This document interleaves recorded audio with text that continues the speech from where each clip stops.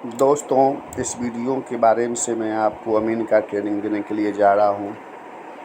सबसे पहले मैं बताऊँगा अमीन किसे कहते हैं और धीरे धीरे सारी जानकारी आपको इस वीडियो के माध्यम से मिलेगी।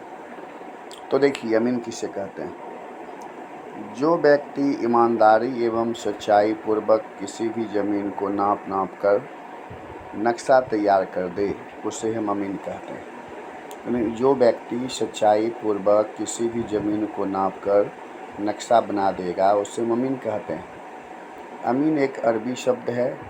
अमीन को हिंदी में भूमापक और अंग्रेजी में सर्वेयर कहा जाता है। इनके जन्मदाता टोडरमल हैं। यानी अगर आपने अमीन का कोर्स कर लिया और फ्री में आपको इस चैनल पर अमीन की सारी जानकारी प्राप्त होगी और फ्री में आप कोर्स कर पाएंगे और ज़मीन नापी कर पाएंगे। अगर आपको सर्टिफिकेट भी चाहिए तो हमारे इस नंबर पर आप संपर्क कर सकते हैं, जिससे आपको सर्टिफिकेट भी दिया जाएगा। नंबर नोट कर लें।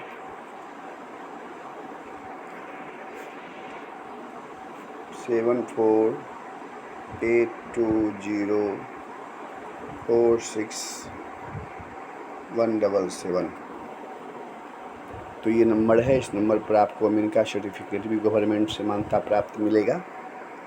तो अमीन उस व्यक्ति को कहते हैं जो किसी भी ज़मीन को ईमानदारी पूर्वक नाप कर उसका नक्शा तैयार कर दे, उसे हम अमीन कहते हैं। और ये अरबी शब्द है, अरब से आया है। तो आगे हम लोग बढ़ें तो आगे आप देखेंगे यहाँ अमीन को काम करने के लिए कितने औजार की आवश्यकता पड़ती है। तो स्वाभाविक है दोस्तों, जब आप अमीन बनेंगे तो अमीन बनने पर आपको कुछ औजार की भी आवश्यकता बनेगी। तो पहला औजार आपका है जरीब। ये आप देख रहे हैं, आपका पहला औजार है जरीब। जरीब लोहे का बना हुआ होता है और लोहे के बने हुए जरीब से हम लोग नापी का काम करते हैं। तो नापी का काम करने के बाद ये जरीब, इसको सिक्कर भी कहा जाता है दोस्तों, सिक्कर। तो सिक्कर के माध्यम से ज़मीन की नापी की जाती है। आगे मैं आपको बताऊंगा सिक्कर क्या होता है, यह कितने फीट का होता है। दूसरा आलात है फीता। आपने फीता ज़रूर देखा होगा, जिसको टेप भी कहा जाता है, मेजरिंग टेप। मेजरिंग टेप की सहायता से ज़मीन की नापी की जाती है। ट्रेडिशनली जरीब से ही नापी नापा जाता था, पर आजकल हम लोग फीता का भी उपयोग करते हैं। तीसरा आलात है गुनिया। आलात में तीसरा औजार अमीन का गुनिया है। गुनिया के बारे में आपको बताऊंगा। गुनिया एक प्रकार के इंच टेप की तरह होता है और वो स्केल की तरह होता है। उससे हम लोग नक्शे को नापते हैं। दूसरा औजार है स्केल। स्केल एक इंच है। इस इंच के माध्यम से आप नापी कर सकते हैं।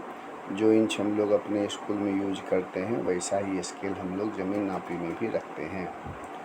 पांचवा है प्रकाल। प्रकाल आपने देखा होगा, नापी करने काम में आता है।